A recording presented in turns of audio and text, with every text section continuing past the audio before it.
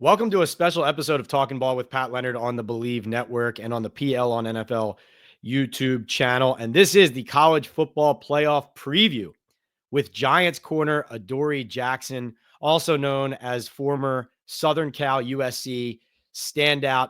Go Irish, though, on this side. So we're going to have fun talking about our two rivals and about what we think is going to happen in this 12-team playoff. We are brought to you here by MyBookie, Boom Chaga, and Estate 98 Coffee. MyBookie is rolling out the red carpet for sports bettors. I went 10-6 against the spread in week 15.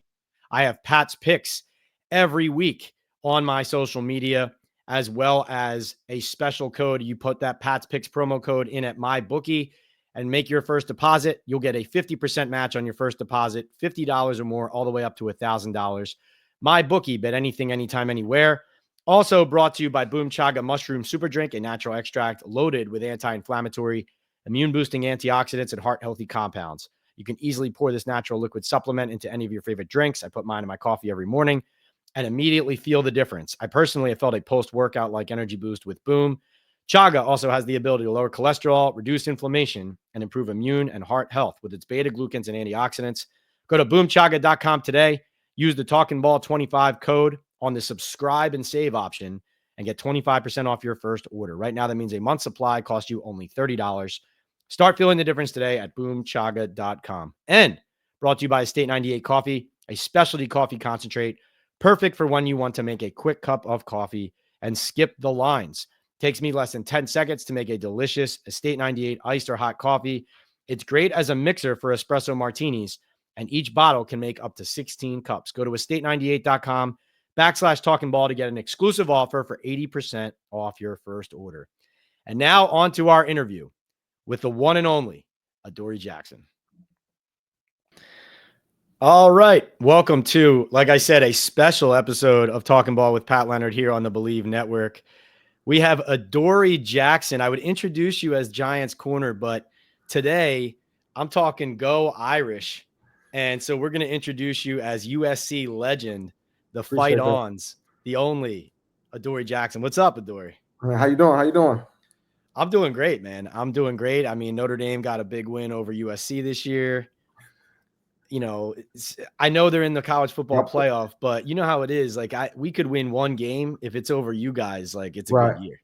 Man, that's what I was hoping. We ruined y'all season, man. It was tough, especially throw that pick six at the end. Like, I was watching the game eager, like, man, we can tie it up. Hopefully we go for two.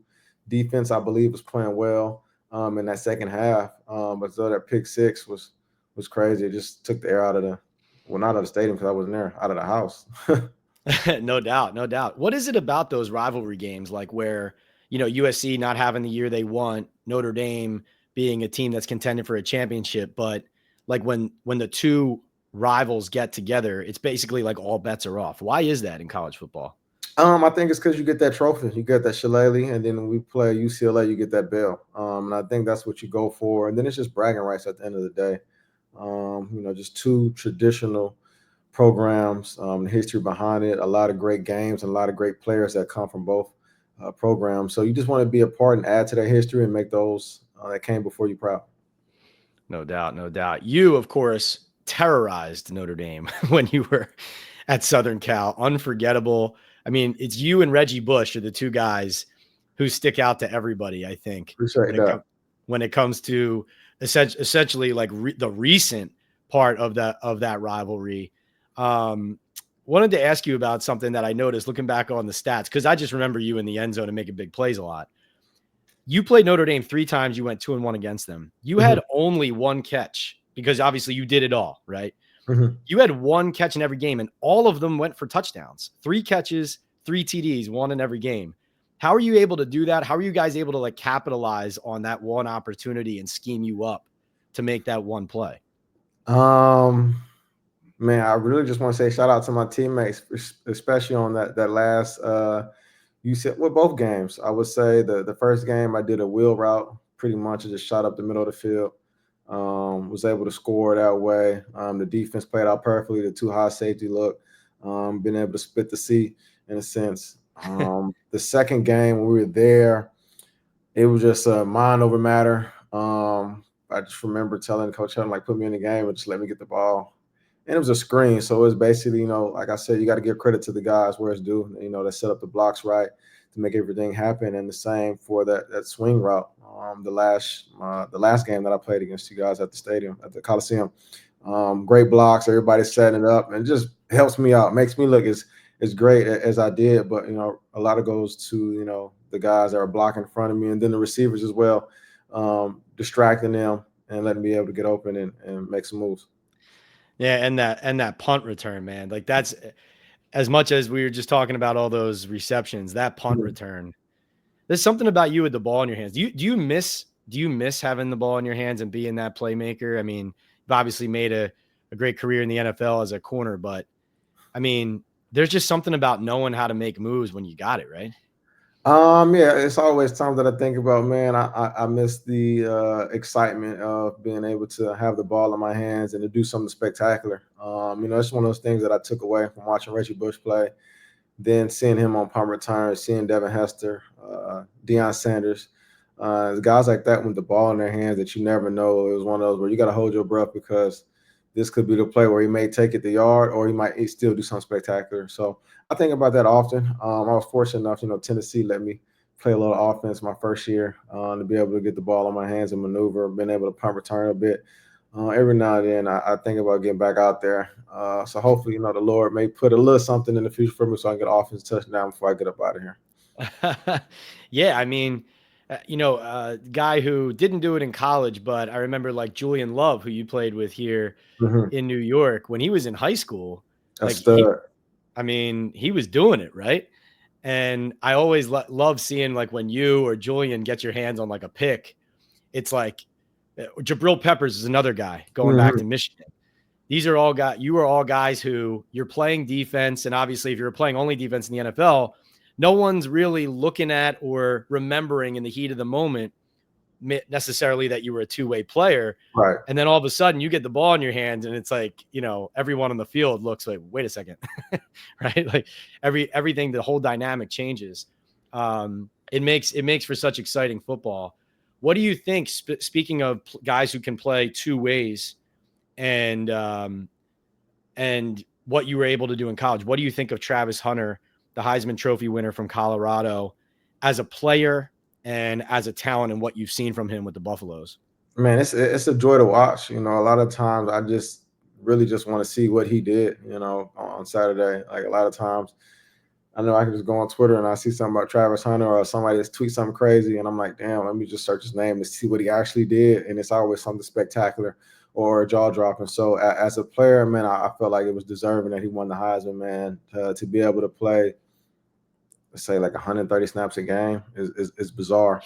And to be able to do the things that he's done and go out there and put up the numbers that he's putting up is spectacular. And as a talent, man, really generational to be able to do what he's doing, and it's a testament to him, his will, Coach Prime, and the Lord, being able to keep his hand over and protect him to keep him out of injury way. So to be able to keep him to be able to sustain and do that game after game and at a high level, it's not like he's slacking off on one end or just showing out on offense or just showing out on defense. He's actually being productive, and you got to be able to stop him. It kind of reminds me of when Miles Jack, they remember memories at UCLA, they had that the impact player offensive defense, and both his pictures came up, man. It was so crazy to see that.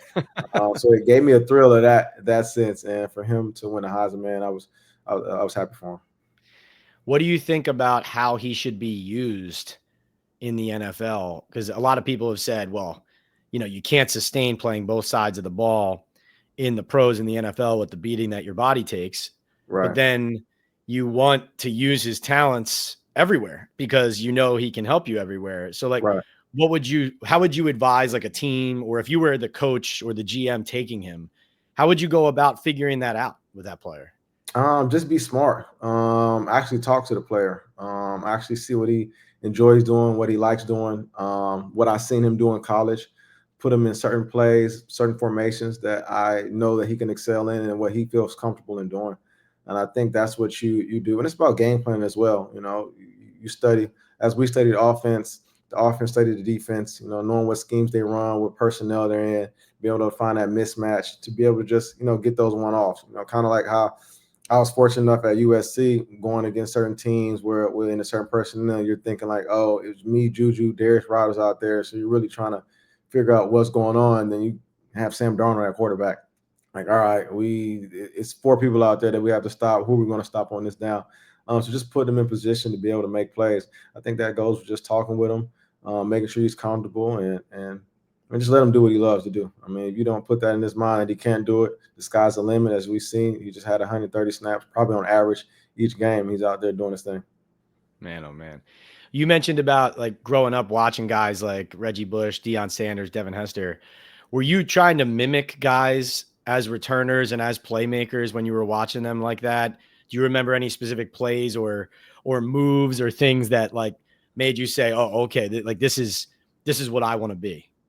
Man, it goes back from Reggie Bush when he did the Fresno game. I remember my this is before That I was even like stupid. ever, man, really. This is before I ever knew about football. Well, I knew about football, but this is the first moment where I said, "Oh, I want to play." Like it clicked for me, like, "Oh, I can actually go out there and do it." I got to see his highlight tape and just watch him do that. It was him and Cody Paul. So those are 2 highlight tapes I seen of football, and I'm like, "Dang, this is something that I can do." And seeing, USC, never really knew much about USC. I grew up as an Illinois fan, being from Illinois, fighting Illini. So just seeing that, and obviously I knew of like NFL teams or whatever it may be, but I was a huge basketball fan, basketball player. So football really took stride when I seen that highlight. And I think watching him, and then the other one would be Tyrann Mathieu at Oh, Honey LSU, Badger. seeing Yeah. him and Patrick Peterson, how they returned the ball at LSU, really got my knack to actually want to, keep doing it and excel at a high level. And the other one is, which is crazy, people may not remember or know, but Nikhil Roby at USC because he Hmm. was like 5'10", 5'9". I remember a lot of people say, man, you can't really be corner and be that height that I was at 5'11", and I got to see Nikhil Roby play and be dynamic and just shut it down. And I'm like, damn, I can really do that because I'm seeing somebody similar stature do similar things that I think I can do. So those 3 by far. And then my last one I would say is Marquise Lee, Oh Sarah yeah. alum, USC alum. To be able to watch him firsthand, be in the backyard, and to get to see him play was amazing. Damn, Adoree, but that is a great list. First of all, second of all, the lowest moment of my sporting life is being in the stands for the Bush Push game at Notre Dame Stadium.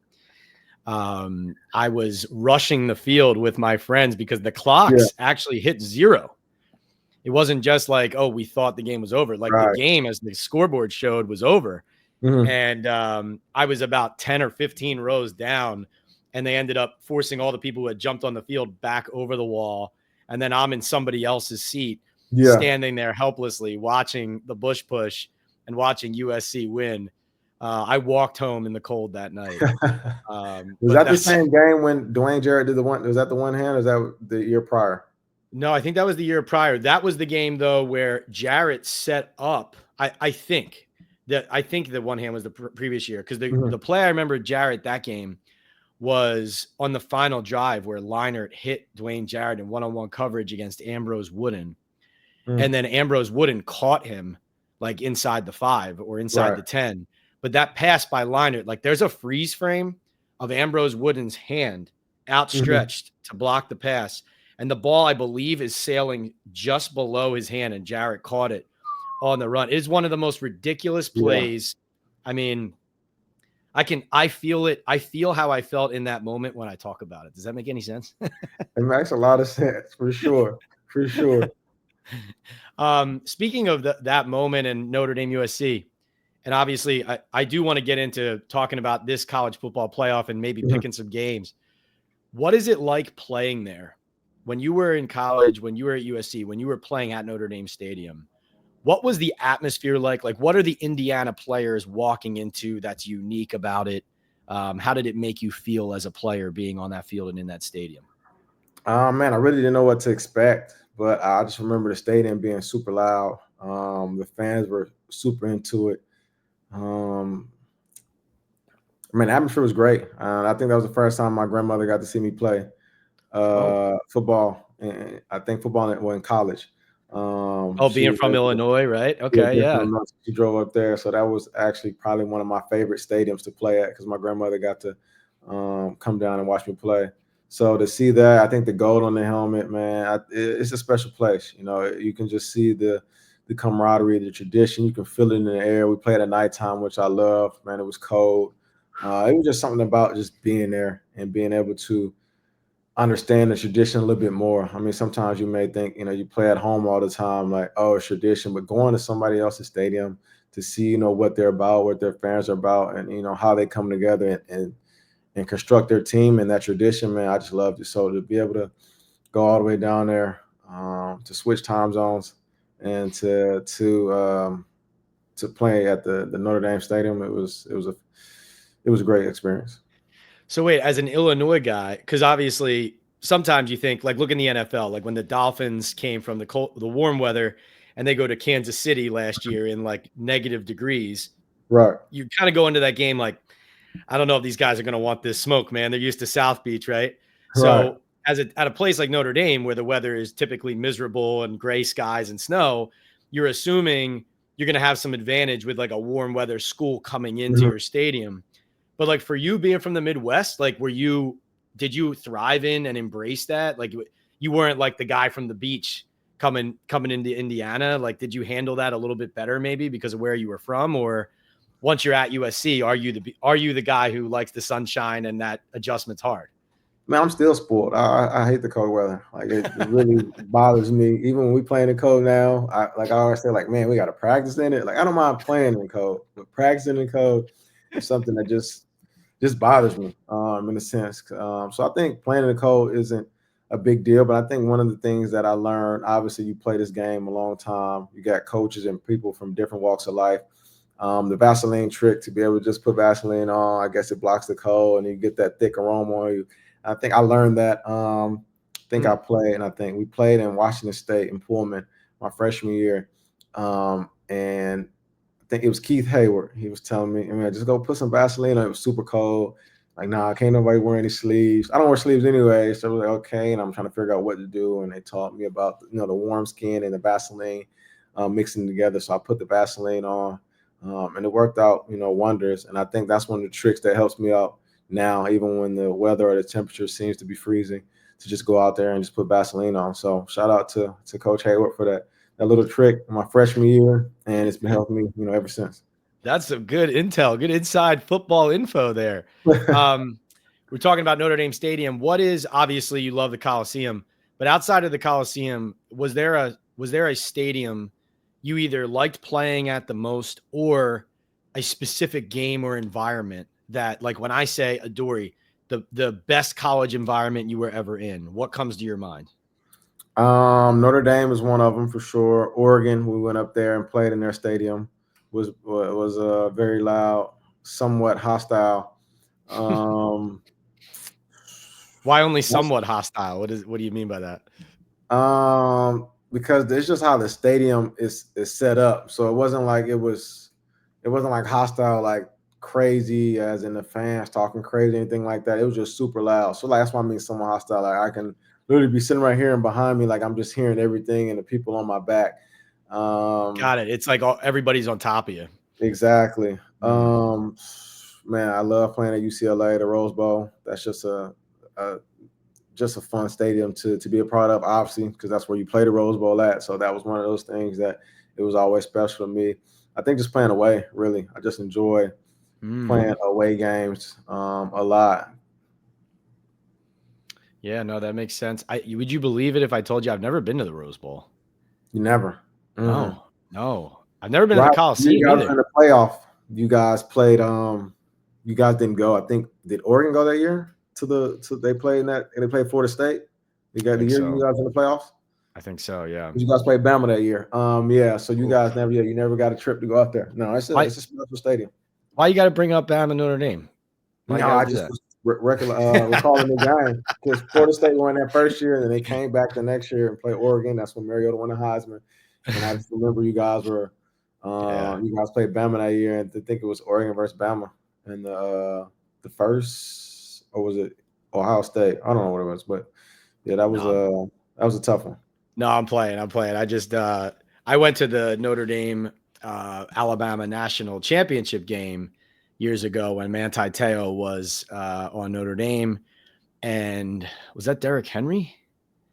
So Probably is either no, Derrick Henry or mm, Ingram. might have been Ingram, but I have to look it up. Before But Ingram was Eddie. Right after Ingram was oh, it Eddie. was Eddie Lacy. Eddie Lacy. I think you're right. I think you're right.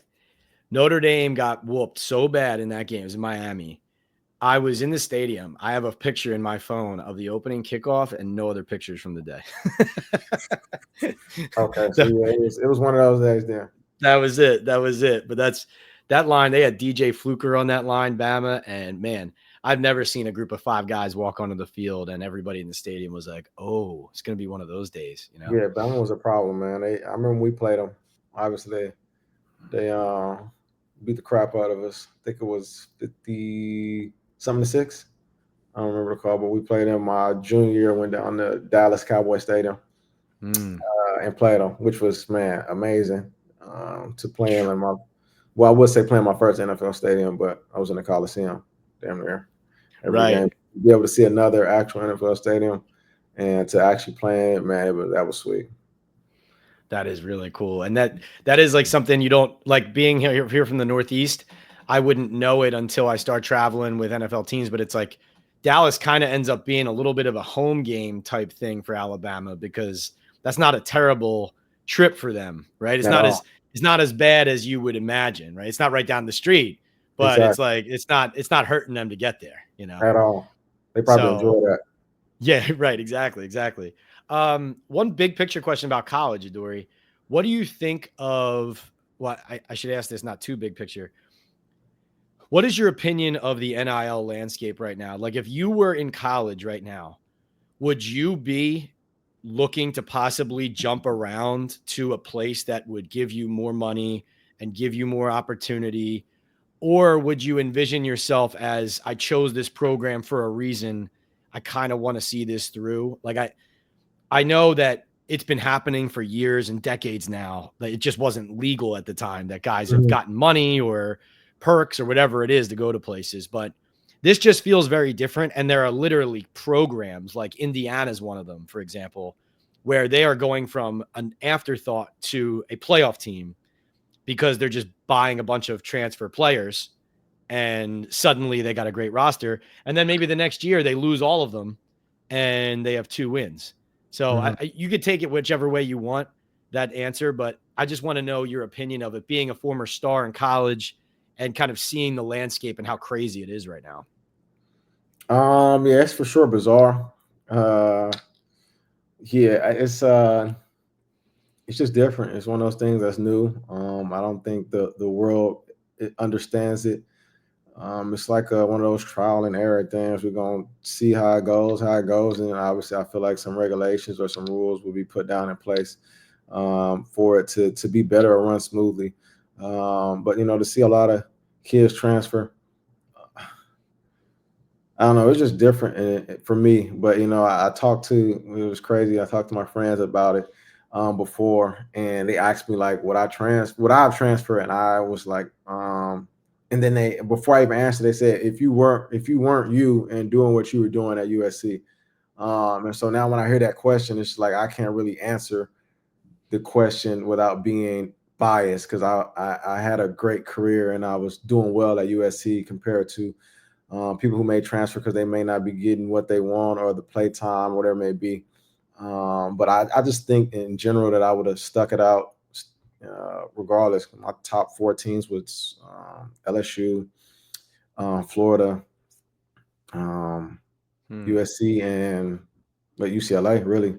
And for me, it was more like if I was going to lose, I'd rather lose being LA and lose in that aspect and just figure it out and knowing that the life after football, having a USC degree, and to be able to have that Trojan network, that relationship, across the world, not Yeah. just the country, and to be able to have that emblem and it follow me a long way. So that's why I wouldn't have. But then again, circumstances may change depending on.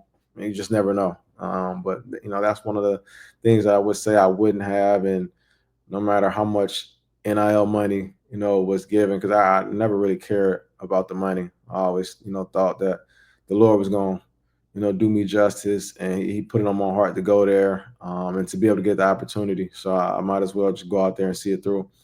So yeah, I never really tripped about getting money or hearing people, like you said, it's always been going on, getting money from here and there, or getting offers from here and there, to Yeah. do something. That never really came as a thought that I want to go to somewhere just because the money was there. I felt like the Lord will be able to bless me, later in life, which He has. So I think when you just stay true to what you feel and what you know, I mean, everything will be all right. No, that's a great answer. And I'm glad and grateful you chose USC, because then we wouldn't have talked enough trash, Notre Dame and USC, to form the Right, relationship we have to do this podcast. So it was meant to right, be. You know right. what I mean?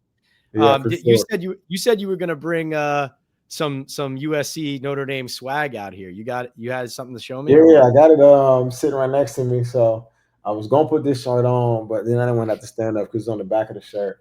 But I'll let you see the front. It's just, you just think it's a regular USC Trojan football shirt, and you turn it Yeah. around. Then it says 100%, and then it says Irish hated. So this is Ah. actually I like this shirt, man. I actually got it off eBay, and I just thought it was a cool shirt to have, and I was looking forward to wear it so much if we won and beat Notre Oh, Dame. But since we didn't, I just got my basic USC football shirt on just to keep it regular.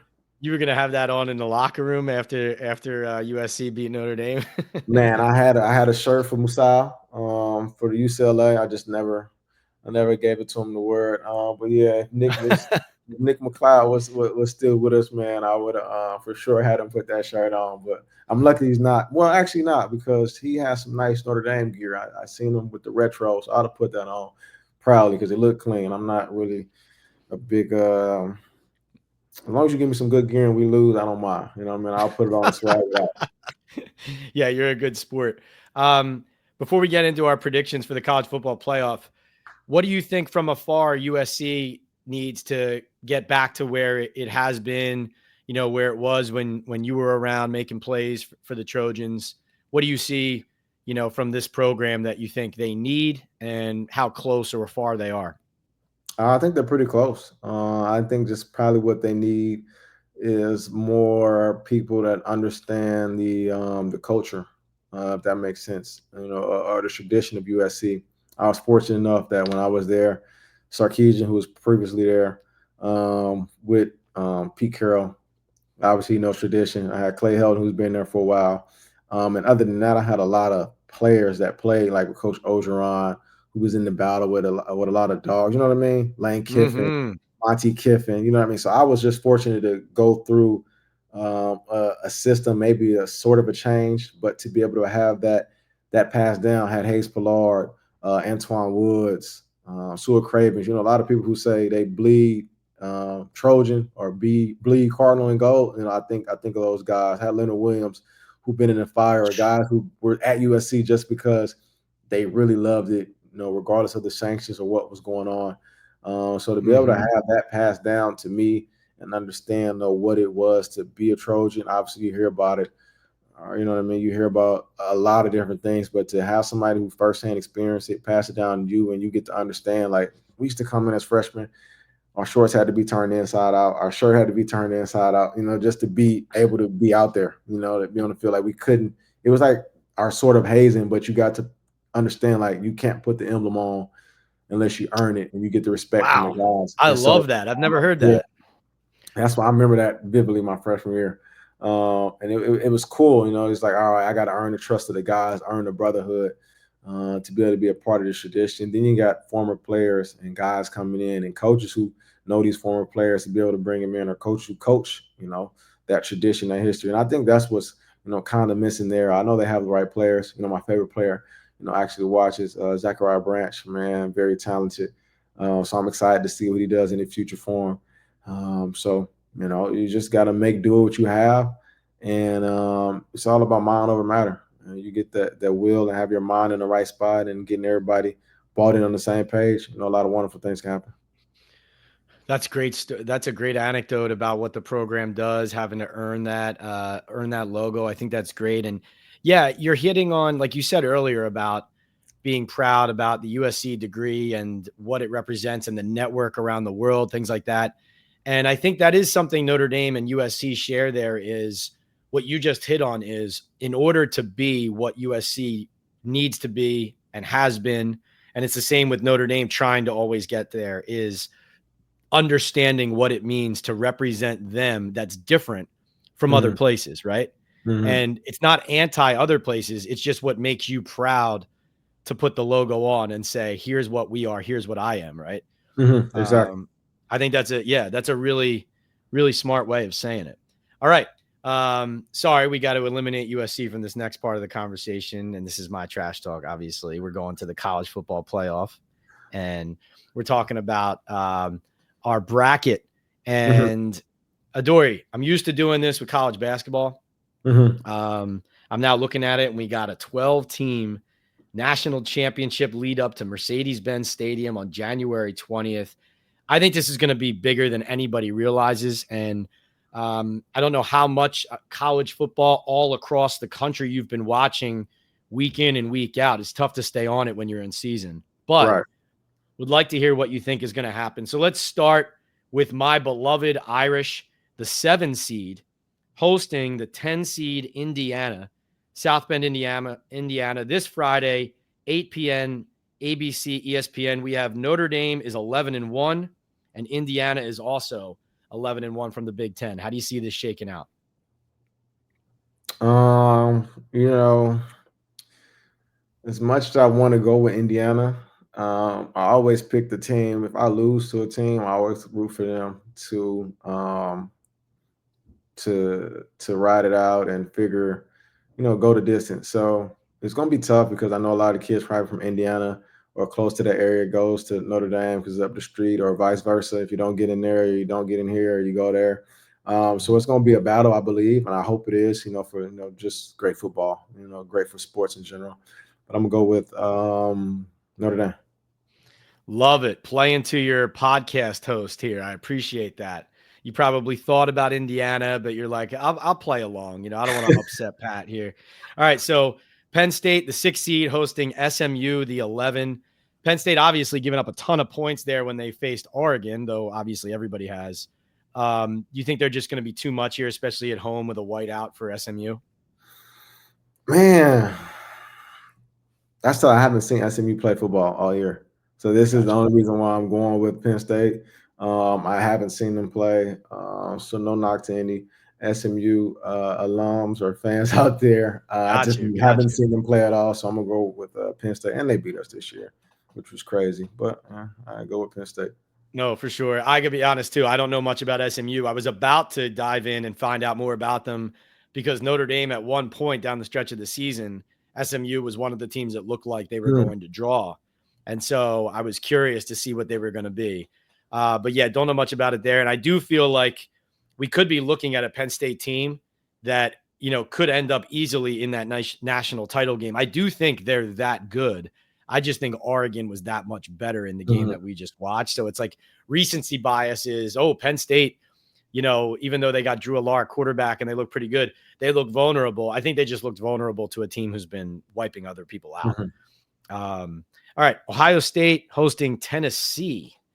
This could be our first upset. It's Ohio State is the 8 versus Tennessee, the 9, but in Columbus, Ohio. What do you think? Another tough one for me. Who all did Ohio State lost to Michigan and Oregon? Yes. I don't count I do count the Michigan loss, but I don't. It's a rival game tradition. Things of that nature, things go crazy. As you said, Oregon has just been a team that's been, powering through everybody. So one credible loss, one loss that since it's a rival game, you just don't, I don't want to say much about, but it's a rival game, just as in us versus you guys. Yeah, you're saying it's like hard to project like what that means for the next game because it's so different. Yeah. Exactly. Tennessee, I know they have a great quarterback, knows from California. As much as I want to root for Tennessee, I'm gonna have to stick with my Midwest roots, and I'm going to Ohio State. All right. Yeah. No, Tennessee's got 2 losses They lost to Arkansas in early October, and then they lost to Georgia in mid-November. Signature wins, beat Oklahoma, and they got Alabama. So those are their two big wins. But yeah, I think that's a smart pick by you, OSU. All right, Texas, the 5 seed, hosting Clemson, the 12. That's your guy, your former USC coach Sark, and his Longhorns. What do you think? You said it right there. I'm going with Texas. I think they're actually a really great team, man. I think his offensive mindset and the way that he is able to dissect and shake things up is great. I know they lost late to who they ended up losing to. Texas lost to. Oh man, they just lost to. Hold on, they're 11-2, and they have losses to. Let's see, to Georgia and to. Oh, they lost to Georgia twice. In the championship game? Oh yeah, the championship game was Georgia. That was the game where Georgia's backup quarterback nearly got his head taken off and his leg broken, Right. and stood up. And they threw that penalty. They gave like a little targeting penalty. That's just a tough game, man. So I think, with them losing that game, it really just showed. I don't know. They're a great team, and they can, battle. It's one of those. It's a shootout, man. Who gets the ball last? It just happened that Georgia got the ball last. End up winning the game. So I'm gonna ride with Texas on this one for sure. No, I like that too. I think also Texas, I think, is one of the most talented teams like on paper and as far as just the physical skill of the players from top to bottom of their team. So I do feel like if there's these seeds, who knows if these seeds are really accurate, but as far as the teams who are playing in the first round, they're probably the one that you look at and say, like, they could easily just go on and start beating everybody. Right. All right, let's rattle through these down the stretch to get a national champion for our listeners. Georgia, number 2, hosting Notre Dame, the 7 seed, in the Sugar Bowl on New Year's Day. What do you think? Man, this is so crazy, but I will go with Notre Dame. Let's go. Adoree, what size are you? I'm going to get you some Notre Dame gear for all these Notre Dame picks you're making on our podcast here, man. I appreciate You can it. give me an XL. I'll take an XL. You said you like the classic too, right? Not the you Yeah, I like like kind of that the retro, retro. that throwback, it's clean. I like it. I mean, I can rep it. Notre Dame going down and winning in the Sugar Bowl. Love it. All right, Penn State against Boise. I got to admit, I don't know Boise very well. They're the 3 seed. So that's the Fiesta Bowl, New Year's Eve. What do you like? Man, I wanna roll with Boise on this one. Man, I'm actually excited to see Gentry. I don't know if I'm saying his name wrong. It's Gentry. I think the first time you said it was correct. Ashton, right? Yeah, Ashton Genty, I think is So I what. want Yeah, to see. I really want to see him do his thing, man. It's so crazy to see him get that many carries, that many yards, and been playing well, man. So I'm actually excited to see him. He's being able to rest up well, which is great for him. I don't know how his body may be feeling, but to be able to get this long period of rest, to be able to get his mind right, his body right. Hopefully he's a little upset that he didn't win the Heisman, which is going to be great for him, so he can go out there and just put on a show for all of us to see. So I'm going to go with Boise. that's a good point. I made the joke about NCAA tournament basketball earlier, but like you just made a point that's really interesting to me. It's like when you get into this time of year, at least I know basketball is different because it's 5 guys on the court, but it's like in those NCAA tournaments, it's like one guy gets hot for one team and they end up carrying them. It's usually how it goes. It's Right. like the best players team usually ends up winning, and that's just how it is. You're making me think now about this. All right, I like the Boise pick. So we got Notre Dame versus Boise coming up. Oregon hosting Ohio State. Oregon 13-0, Rose Bowl, January 1st. Man, that's actually just a great game. It's just so ironic that you got, well, they're not Pac-12 anymore, but it would be a Pac-12 versus Big Ten. Those are the only 2 teams that actually play in the Rose Bowl. Last time I seen Oregon play in the Rose Bowl, they went crazy. So shout out to my man Marcus Mariota. So I'm gonna go with I'm going to Oregon. I'm gonna go West Coast with this one. All right. Oregon moves on. And then Sark and Texas go to the Peach Bowl and they face Arizona State, the hottest team in the country that earned the 4 seed and a bye. Yeah, that's actually a tough one because, like you said, the hottest team in the country, they're playing, great football. They have a bye, but at the same time, man, I'm gonna have to go with Steve Sarkisian and the Texas Longhorns. Like you said, on paper, they just seem to be more. They have more talent, more dominant to be out there. Mm-hmm. Yeah, I just think Texas is a great football team. Yeah, no, Arizona State, I mean, we'll see. They'll have a chance to prove it. I mean, they beat ranked teams like Kansas State, BYU, and Utah, Mm-hmm. but they did, and actually Iowa State as well. But, as far as these playoff teams, like they didn't face any of these teams that are Mm-hmm. in this college football playoff. So their competition stepping up a notch. So we'll give it to Texas. So now we got Texas, Oregon in the Cotton Bowl and Boise, Notre Dame in the Orange Bowl, January 9th and 10th. Texas, Oregon, Boise, Notre Dame. Who do you like in the Natty? Texas, Oregon.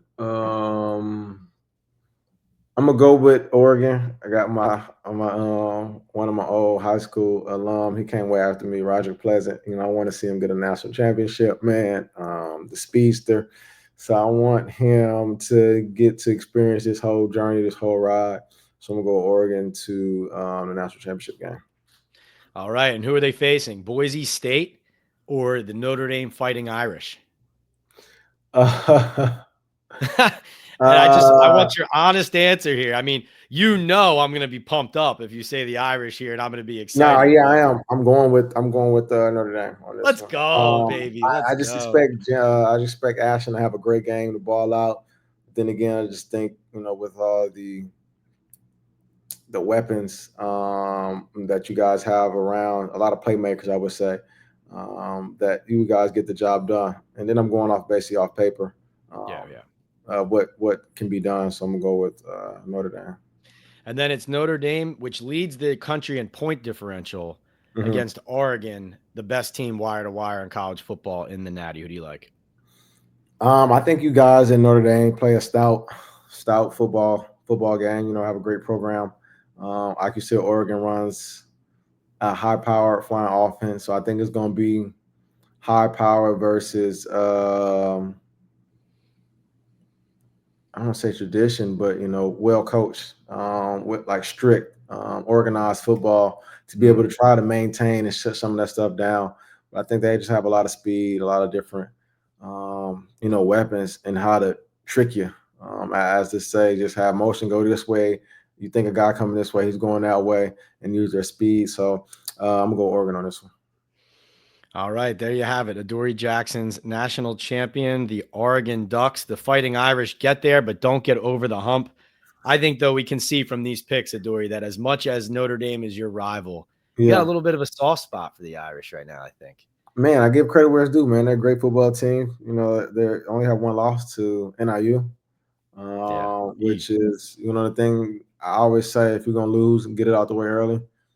Um, no, for real, because you don't want it to be later down the line, like let's say Ole Miss or Alabama, who end up losing late, and now it's like now they can't get in. As far as if let's say Notre Dame would end up losing late, you see a lot of people went from dropping 3 spots to they damn near dropping 8 spots now because it was late in the season. So you just never know Right. what may happen. So as much as you want a perfect season, as much as you want to go and be special and be in the record books for that. Sometimes you just got to get out of the way so you can understand what it feels like. So you'd rather have it early than later. So yeah. Oh, great point. Great point. This has been phenomenal. Thank you so much for your time I here. appreciate you. This college football playoff here on the Believe Network and Talking Ball with Pat Leonard with Adoree Jackson, Giants corner, USC legend. I'll give you one fight on right now next to my Go Irish for you doing me a solid today. Thank you so Right much, on. Adoree. Appreciate you, man. Have a blessed one. You too. Hope you enjoyed that college football playoff preview and that conversation with former USC standout and Giants corner Adoree Jackson. Here on the Believe Network, Talking Ball with Pat Leonard is brought to you by MyBookie, Boom Chaga, and Estate 98 Coffee. MyBookie is rolling out the red carpet for sports bettors this football season, including risk-free Thursday bets and boosts, as well as a special deal running with us here at Talking Ball. It is the Pat's Picks promo code, PATSPICKS. You will get a 50% match on your first deposit up to $1,000 at a minimum of $50. Just go to the link in all my social media profiles, sign up there, use the Pat's Picks promo code, and get that 50% match on your first deposit today. I've been having a killer season this year. Just went 10-6 against the spread in week 15. Up and down on some Pat's Picks this week, but also hit on the Justice Hill props, the over receiving yards ladder, and the anytime touchdown. Stick with me. Been winning you money this season. That's MyBookie, bet anything, anytime, anywhere. Also brought to you by Boom Chaga Mushroom Super Drink, natural extract loaded with anti-inflammatory, immune-boosting antioxidants and heart-healthy compounds. It can give you a post-workout like energy boost like it does to me. Chaga also has the ability to lower cholesterol, reduce inflammation, and improve immune and heart health with its beta-glucans and antioxidants. Go to boomchaga.com today to place your first order. Use that Talking Ball 25 discount code or access it through the QR code on your screen, and you'll get 25% off your first order on the subscribe and save option. Boomchaga.com. Start feeling the difference today. And brought to you by Estate 98 Coffee, the sponsor of our Estate 98 Giants Trivia giveaway every week on Talking Ball Live with Pat Leonard. Estate 98 is a specialty coffee concentrate, perfect for when you want to make a quick cup of coffee and skip the lines. It takes less than 10 seconds to make a delicious Estate 98 iced or hot coffee. It's great as a mixer for espresso martinis, and each bottle can make up to 16 cups. Go to estate98.com/talkingball to get an exclusive offer for 80% off your first order. Thanks for joining us here on Talking Ball with Pat Leonard. We'll see you next time.